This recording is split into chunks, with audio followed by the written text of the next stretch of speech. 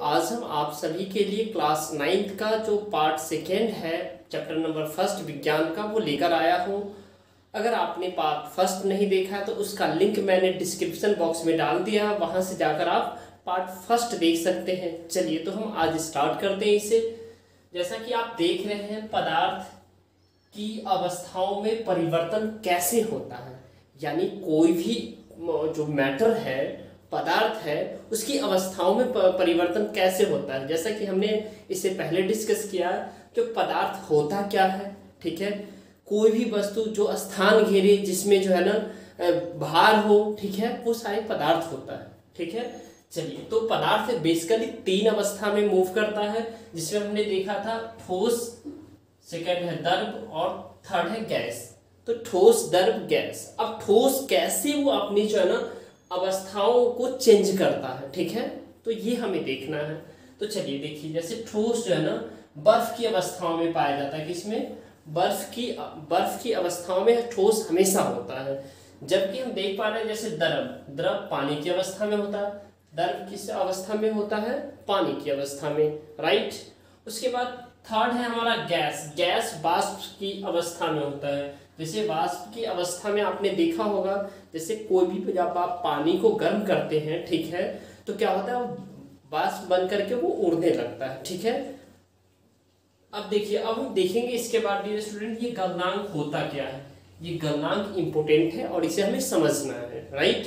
अब देखिए गलनांक को इंग्लिश में क्या कहते हैं? Melting point, right. तो ये मेल्टिंग पॉइंट होता क्या है, राइट। तो देखिए, जिस तापमान पर, यहां पर जरूर लिख लीजिएगा डियर स्टूडेंट, जिस तापमान पर कोई ठोस पिघलकर द्रव बनता है वह इसका गलनांक कहलाता है। यानी कि जिस तापमान पर कोई ठोस, जैसे आप देखिए ये सपोज दैट आपके पास जो है ना ये ठोस है, ये ठोस, इसको अगर जो है ना जैसे बर्फ की अवस्था में है, इसको जब हम पिघलाएंगे तो ये पानी बन जाएगा, ठीक है। तो जिस टेम्परेचर पर, जिस तापमान पर हम इसे पिघलाएंगे, वो तापमान जो है ना डियर स्टूडेंट, वो तापमान जो है ना क्या होता है पिघलने की, वही हमारा क्या कहलाता है? गलनांक कहलाता है। तो हम सिंपली कह सकते हैं जिस तापमान पर कोई ठोस पिघलकर द्रव अवस्था में परिवर्तन होता है वह गलनांक कहलाता है। और आपको ये याद रखना है डियर स्टूडेंट, जो गलनांक क्या होता है। जैसे बर्फ का जो है ना गलनांक जो है ना टोटल एक्चुअल वैल्यू कितना है, जब ये बर्फ का गलनांक होता है 273.16 केल्विन होता है। ये के होता है केल्विन, और केल्विन यानी साइंटिस्ट का नाम है, ठीक है। तो उन्होंने ही ये जो है ना दिया था, ठीक है। तो जो तापमान का एसआई मात्रक होता है वो केल्विन होता है, आपको याद रखना है, ये पूछा जाता है आपके एग्जाम में, राइट। अब उसके बाद एक्चुअल वैल्यू, जो अगर मान लीजिए जनरली हम इसको काउंट करते हैं, जो तापमान कितना होना चाहिए, ठीक है, तो इसका जो जैसे 273.16 केल्विन है ना, तो इसको हम ये 1.16 को हम निगलेक्ट कर देते हैं और हम 273 केल्विन फाइनली इसे हम मानते हैं, ठीक है। तो ये हम जब भी हमें जो है ना केल्विन का जो मान होगा, वैल्यू होगा, वो जो है ना क्या, जिस तापमान पर कोई ठोस पिघलकर द्रव अवस्था में परिवर्तन होगा तो उसे हम कहते हैं गलनांक। और उस गलनांक में जो पिघलने की जो केल्विन में उसको हम मापते हैं तापमान को, ठीक है। और उस तापमान केल्विन ने जो वैल्यू दिया है वो 273, ठीक है। तो आप याद रखेंगे। चलिए, थैंक यू। तो अब हम देखेंगे डियर स्टूडेंट जो क्वथनांक क्या होता है, राइट। तो हमें क्वथनांक को समझना है, ठीक है, जिसको इंग्लिश में कहते हैं बॉइलिंग पॉइंट, राइट। तो बॉइलिंग पॉइंट होता क्या है? तो वायुमंडलीय दाब पर वह तापमान जिस पर द्रव उबलने लगता है, यानी वायुमंडलीय दाब पर वह तापमान जिस पर द्रव उबलने लगता है। यानी कि इससे पहले हमने क्वथनांक पढ़ा था, सॉरी गलनांक। तो सामान्य वायुमंडलीय दाब पर वह तापमान जिस पर ठोस पिघलकर द्रव बन जाता है, ठीक है, तो उसको हम क्या कहते हैं? गलनांक कहते हैं। लेकिन क्वथनांक जब कोई भी द्रव है ना, ठीक है डियर स्टूडेंट, उबलने लगता है जिस टेम्परेचर पे, उसको हम कहते हैं क्वथनांक कहते हैं। ठीक है, तो ये क्वथनांक जिसपे द्रव उबलने लगता है, जैसे कि पानी है उसको आपने गैस पे रखा तो क्या होता है, उबलने लगता है। ठीक है, तो ऑलरेडी गैस क्या है, जो पानी है हमारा वो द्रव अवस्था में है, वो हम जब हीट करते हैं, गैस जलाते हैं तो उसमें वो क्या होता है, उबलने लगता है, तो उसी को हम कहते हैं क्वथनांक। ठीक है, अब देखिए हम इसलिए समझेंगे जल का क्वथनांक 373 डिग्री केल्विन होता है। कैसे 373 डिग्री, अभी हमने पढ़ा है जो गलनांक 273 डिग्री हमने पढ़ा था गलनांक, लेकिन ये 373 डिग्री जल का क्वथनांक कैसे होगा, क्योंकि जल हमेशा जो है ना डियर स्टूडेंट उबलना 100 डिग्री पर होता है। ठीक है, 100 डिग्री टेम्परेचर चाहिए, तो इसमें जब आप 100 डिग्री सेल्सियस टेम्परेचर जोड़ देंगे तो ये कितना हो जाएगा, ये 373 केल्विन हो जाएगा। राइट, तो आई होप ये आपको समझ में आ गया है, तो ये कैसे 373 केल्विन आया। राइट, अब देखिए अब आपको समझना है, ये वीवीआई टॉपिक है, इसको आप याद कर लेंगे।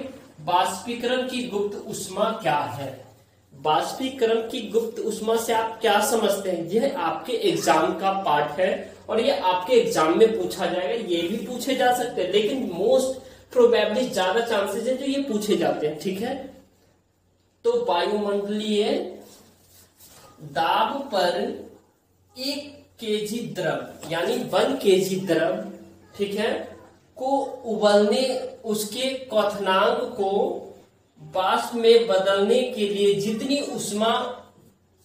ऊष्मीय ऊर्जा चाहिए, यानी कि वायुमंडलीय दाब पर जो है ना डियर स्टूडेंट 1 केजी द्रव को, यानी उस टेम्परेचर पे, उस वायुमंडलीय दाब पर 1 केजी द्रव को, उसके क्वथनांक को वाष्प में बदलने के लिए जितनी ऊष्मीय, एक बार हम फिर से देख लेते हैं बाष्पीकरण की गुप्त ऊष्मा क्या होता है।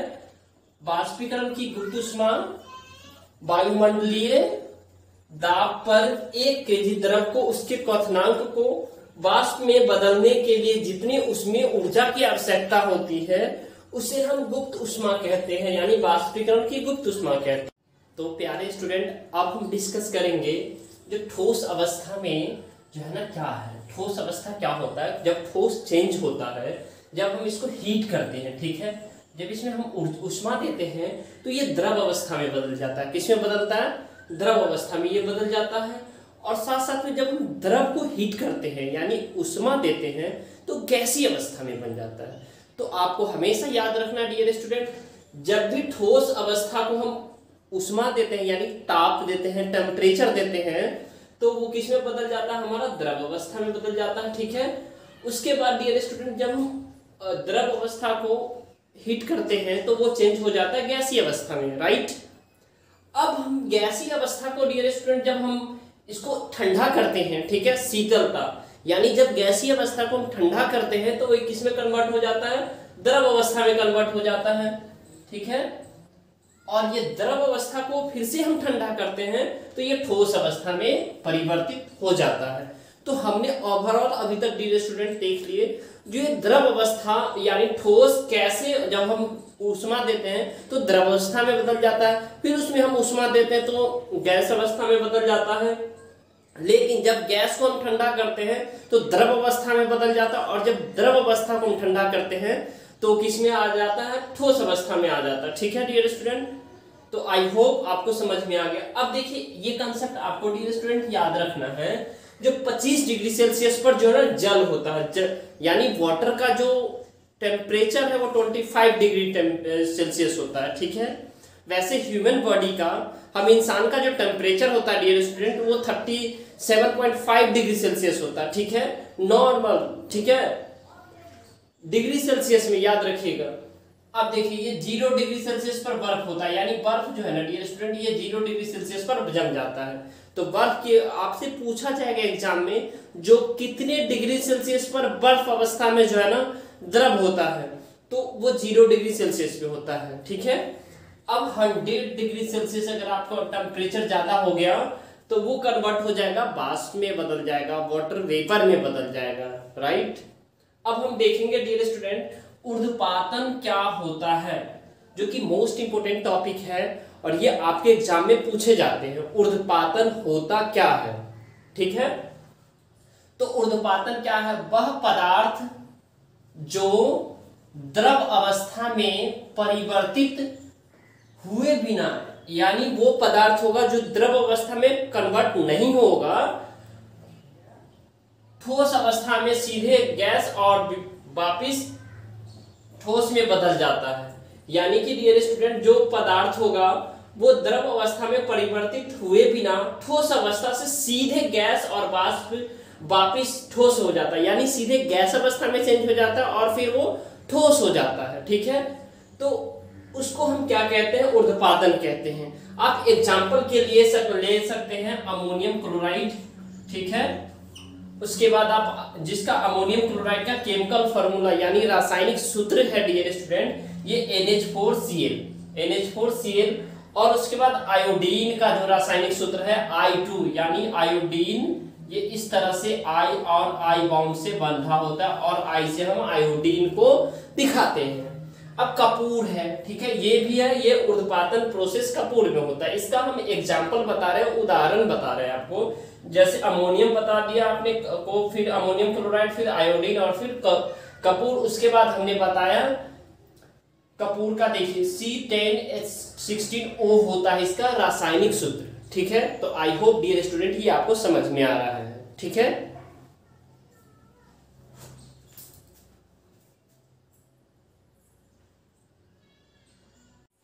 तो डियर स्टूडेंट अब हम देखेंगे जो बाष्पीकरण होता क्या है। राइट, तो ये बाष्पीकरण होता क्या है इसे हम एक प्रॉपर वे में समझेंगे और साथ साथ ये भी देखेंगे जो बाष्पीकरण को प्रभावित करने वाले क्या क्या कारक है। ठीक है, तो चलिए बाष्पीकरण होता क्या है?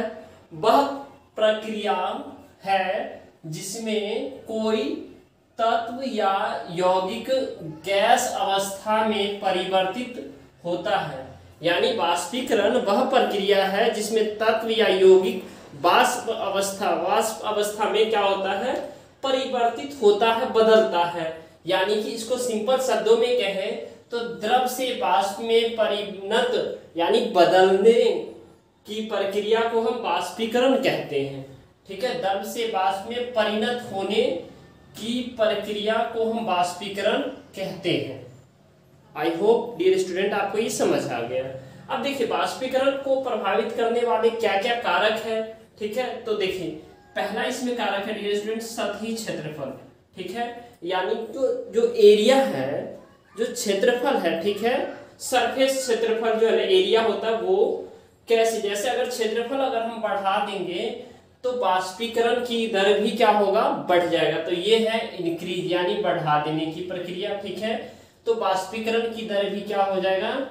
इंक्रीज हो जाएगा, बढ़ जाएगा। यानी क्षेत्रफल हम बढ़ाएंगे तो बाष्पीकरण की प्रक्रिया भी यानी बाष्पीकरण की दर भी बढ़ जाएगा, यानी सतही क्षेत्रफल। ठीक है, अब हम डियर स्टूडेंट देखेंगे जो सेकेंड इसका जो कौन से कारक है, तो सेकेंड है तापमान में परिवृद्धि। यानी अगर हम तापमान में वृद्धि करते हैं, यानी तापमान अगर ज्यादा होता है, टेम्परेचर ज्यादा बढ़ता है, तो उसमें क्या होगा? बाष्पीकरण की दर भी अधिक होगा।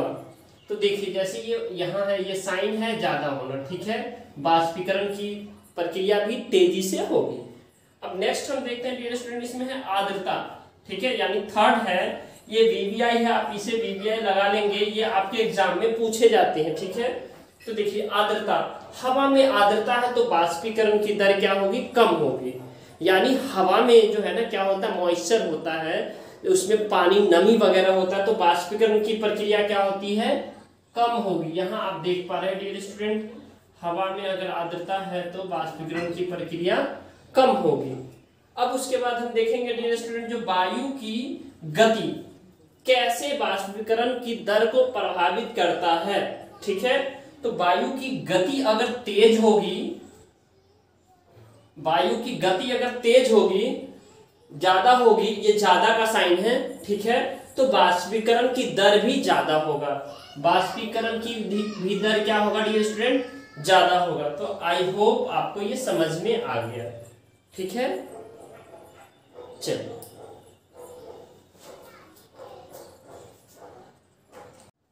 तो डियर स्टूडेंट अब हम देखेंगे, ये मोस्ट इंपोर्टेंट क्वेश्चन है जो आपके एग्जाम में डेफिनेटली पूछे जाएंगे। 100% कह सकते हैं जो चांसेस है जो ये क्वेश्चंस पूछे जाते हैं। ठीक है, तो चलिए ये मोस्ट इंपोर्टेंट क्वेश्चंस है। वीवीआई इसको लगा लीजिएगा। ठीक है, इसको भी वीवीआई लगा लीजिएगा, यानी वीवीआई का मतलब होता है वेरी वेरी इंपोर्टेंट। ठीक है, तो चलिए, हथेली पर एसीटोन रखने पर शीतलता क्यों महसूस होता है? यानी हम अपने हाथों पे एसीटोन रखते हैं, जैसे कि आपने देखा होगा डियर स्टूडेंट, जब आप कोई सेंट वगैरह मारते हैं, इत्र वगैरह लगाते हैं तो ठंड लगता है। ठीक है, हमारे हाथों पे पाम पे ठंड लगती है। ठीक है, तो वो क्यों होता है? ठीक है, तो इसका हमें आंसर देना है। तो देखिए, अगर हम हाथ पर एसीटोन डालते हैं तो एसीटोन हमारे हाथ से उष्मा लेकर वाष्प में परिवर्तित हो जाता है। यानी एसीटोन जो होता है डियर स्टूडेंट, वो हमारे हाथ में जो उस वाष्प लेकर के क्या होता है, उष्मा लेकर के क्या होता है, वाष्प में परिवर्तित कर देता है। ठीक है, इसी कारण हमें शीतलता महसूस होती है। आई होप आपको समझ में आ गया है। अब देखिए नेक्स्ट क्वेश्चन है, गर्मियों में हमें किस प्रकार के वस्त्र कपड़े पहनने चाहिए? यानी गर्मी में हमें कैसे कपड़े पहनने चाहिए? ठीक है, तो गर्मियों में हमें सूती कपड़े पहनने चाहिए। क्यों? क्योंकि सूती कपड़े में अधिक पसीना आता है और ये सूती कपड़े पानी के अच्छे अवशोषक होते हैं। यानी सूती कपड़े इसलिए पहनना चाहिए क्योंकि सूती कपड़े में डियर स्टूडेंट वो पानी को अवशोषित करने का यानी सोखने की क्षमता होती है। ठीक है, और वो हल्के होते हैं। सूती कपड़े के पानी के अच्छे अवशोषक होते हैं और पसीना को अवशोषित करके वाष्प में बदल देता है, और वो जो पसीना है, ठीक है, उसको अवशोषित कर लेता है। यानी उसको अवशोषित करने के बाद उसको वाष्प में बदल देता है। ठीक है, वाष्प में बदलकर शीतलता हमें प्रदान करता है। इसी लेकर के वो हमें, जब भी हमें गर्मी के मौसम में हम लोग अक्सर क्या करते हैं डियर स्टूडेंट, सूती कपड़े पहनते हैं ताकि हमारा जो बॉडी है वो ठंडा रहे और हमें आरामदायक महसूस हो। ठीक है, चलिए, अगर आपको ये वीडियो पसंद आ रहा है डियर स्टूडेंट तो इसे लाइक कीजिए और हमारे चैनल को सब्सक्राइब कीजिए और अपने दोस्तों तक और स्कूल ग्रुप सब में जरूर शेयर कीजिए। ठीक है डियर स्टूडेंट, तो चलिए बाय।